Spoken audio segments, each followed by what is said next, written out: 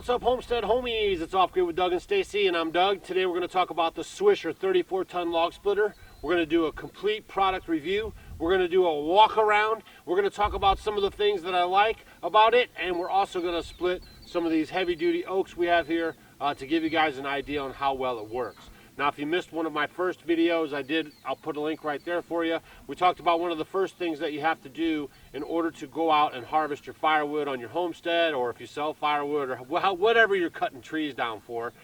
You need to have that in that video, teaser, and make sure that you are, all your equipment is in order. So not only am I giving you guys a walk around with this video, but I'm also making sure that the log splitter is ready for the field. Because a lot of times I'll just take this thing right over to the trees where I'm doing it, and then I'll be able to split them up on right there so it's less bulk to deal with. If you guys have maybe seen some of my older videos where I was muscling some big hunks around and getting them loaded up and brought them all the way back here, because for 7 years we've lived on this homestead, and for 6.9 years I actually splitted my logs with a maul, and we got some videos about that as well. So I wanted to go over this log splitter with you guys. I've been using it quite a bit right now. We put up several cords of wood with it, and it really is a humdinger. So come on over here. We're going to walk around it real quick, talk about some of the specs, and then I'm going to show you guys how it operates and some of the other cool features. All right, let's just start right with the power. This is a Kawasaki V-Twin, 14.5 horsepower electric start motor. I was in the lawn care and landscape business. I owned the company. We had tons of equipment, and I always had Kawasaki motors on our equipment, and they always took a beating, and they always were reliable, and they're low maintenance. And so I was really excited to see the Kawasaki motor on the log splitter when we first started looking at them. Now, the next thing I want you guys to notice, if you see a lot of log splitters, you'll usually see the filters somewhere around here in the back. I've seen it on many log splitters, and the nice thing about this log splitter is the hydraulic filters and the oil filters, everything is underneath this box. So nothing is exposed to where a piece of log or anything is going to drop down on that and cause damage. I think that was a really smart idea that they did there. Now the hoses come out, they have these rings around them. It's like a spring, and what it does basically is help protect the hose so nothing can fall on that. I haven't had any problem with anything falling on the hoses. They're still very pliable and movable, and then this added bit of protection right here is just going to basically absorb anything that falls onto it. So I think that was a really good design too. Now when you get the 34-ton log splitter, you also are going to pick up the 4-way splitter, which really is a nice setup how they have it right here.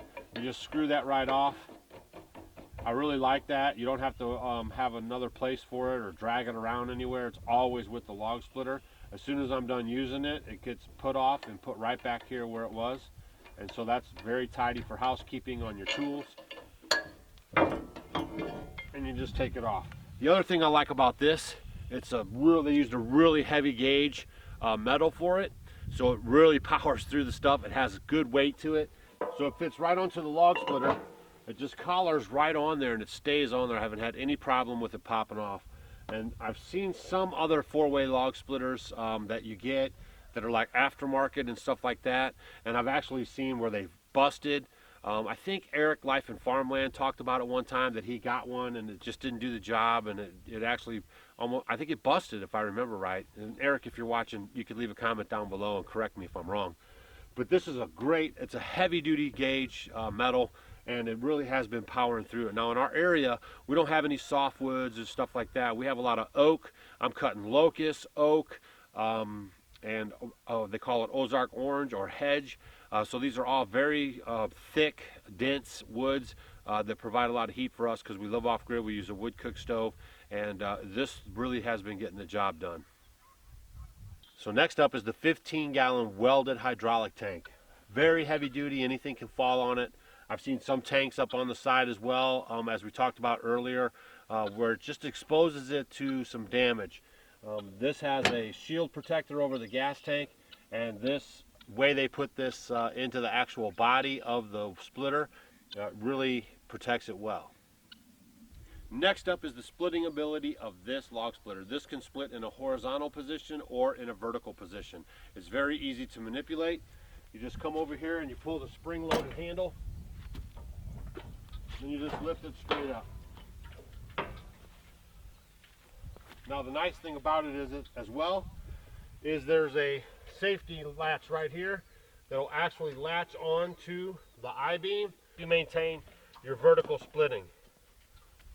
Now actually this is what they call a direct drive log splitter, and it delivers 34 tons of splitting power right at the end of that maul. So it's going to split right through the hardest of woods, and we've had no problem with it. Twisted wood, knotty wood, it really powers through. Now they make lesser tons, if you will, available. This is like a pro series. This is something that you can put to the test if you guys want to start harvesting firewood on your homestead so you can make an income. This would be something that you'd want to get. It's a few dollars more than maybe like your average homeowner type of log splitter that they offer. They have electric log splitters if you wanted to go that route. So they have a full line of log splitters. Now another thing about this log splitter is it has a 2-stage 22 GPM hydraulic pump, so that really delivers for the power, and it also helps with the cycle time, because that's one of the main complaints that a lot of people have when they use log splitters is the cycle time, which means the time that you pull the lever, the arm goes down, splits the wood, and returns back. So that's a huge concern, because you don't want to have a lot of time wasted. And I have noticed that this one really does move adequately, and it keeps a nice rhythm with me while I'm splitting the wood. No, seriously, another thing I want to talk to you guys about is the way that China is dumping log splitters into the American market. So what they do is they're making the steel, it's cheaper, it's not as thick, and they're flooding the market with these China-made log splitters, and you're going to find them mostly at like your farm and home stores and your big box stores. And so what SWISHER did, they're made in America right here in Missouri. That's why we like them so much. But what they actually did was they pulled all their inventory from the big box stores, and they are going direct to consumer. So what does that mean to you? What that means to you is they're able to offer a competitive price, still made in America, and then you guys can still get a very good quality log splitter. I know it sounds kind of commercially or whatever. I haven't been paid a dime to say any of this stuff. I'm actually using this product. They're in our home state. They are made in America, and we've been using the heck out of it. So I wanted to bring it to you guys and let you guys know that this is something that you guys can get for your homestead, and you can make money with it, or you can just use it for your own, or you could use it for both. So we're going to finish looking around this thing, but I just wanted you to keep that in mind in case you get out there and you see these log splitters at these home stores. I've seen them too, and I almost thought about buying them, and I never even thought twice about actually like where are they coming from. So if you guys can buy American, obviously that's going to be the best choice. And sometimes it may cost you a few extra dollars, and most of the time the quality's there, and basically your neighbor could have a job because of this purchase. So just keep that in mind when you're out there, and let's finish looking around this machine. Another thing I want to mention too is it has an oversized cylinder. So when you see that thing, it looks a lot bigger than a lot of cylinders that you see on other log splitters, and that really helps deliver that performance to get that maul to go through the thick stuff. So I just wanted to point that out to you too. So now what we're going to do is we're going to start this thing up, and I'm going to show you guys how it gets through some of these oaks that we have laying here. Some of these oaks we have laying here are about 3 feet, almost 4 feet in diameter, and we've never had a problem splitting them, even with twists and knots. So we're going to start up the machine. I'm going to show you how to do that, and then we're going to get into splitting some wood. Now this part is easy speasy, lemon squeezy. Oh, I mean, it just has a key to start with. Only thing I would recommend that maybe you might want to think about is maybe getting some kind of like an old phone cord. You know how those old phone cords are, just some kind of a plastic thing, or like you use on a jet ski or something like that, and attach it to this. You get 2 keys with it. That way you can keep one on here, and then maybe put it around your choke or something, because you just don't want a free-flowing key hanging out here, because you could actually lose it in the field, and then that would be a bummer. Choke button right here, and then you have your turtle and rabbit, which means slow and fast right here. I've started this thing up in it was like -4 degrees outside, and it actually just started right up. I haven't had a problem starting this thing. It really has been impressive. Even in some of the old lawn equipment that I had back in the day, when we had to start them in the winter time, they'd be a little boggy, a little troublesome to start, but this thing fires up, and I was actually surprised at how well it started. So here we go. Cover your ears.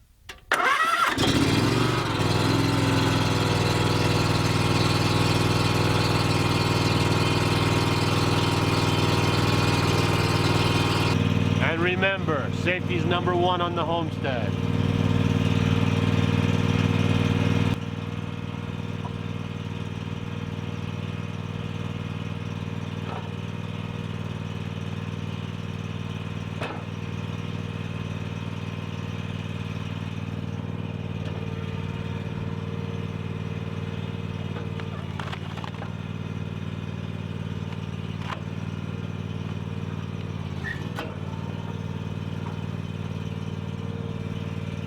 Notice too that has the automatic return, so as soon as you return it to home, you just hit it one time and then it returns itself.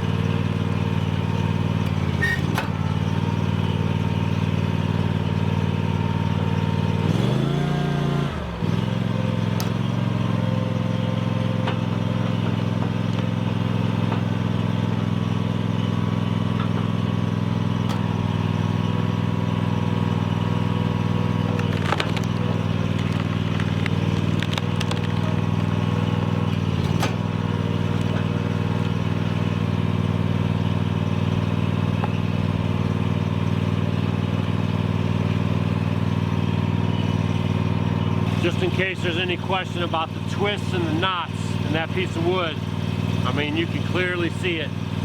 Big knots, big twists, and it's still muscling right through it. This is big oak.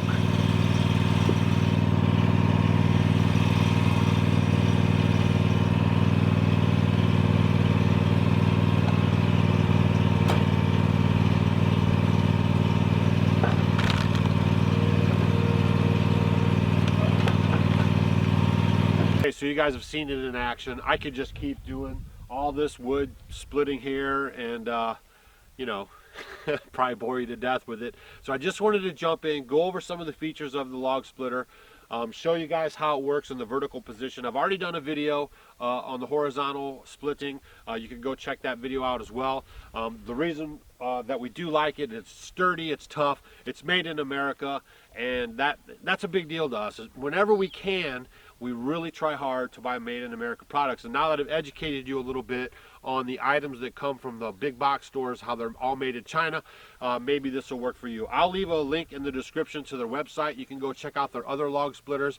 There is a coupon code off grid. I don't make a dime off of this video as far as, you know, telling you guys about this log splitter. So it's all up to you. We just want to try to educate you guys and also bring to you guys these products that we're using on the homestead that are working for us. And I think that's a big deal. These are end users talking about the product.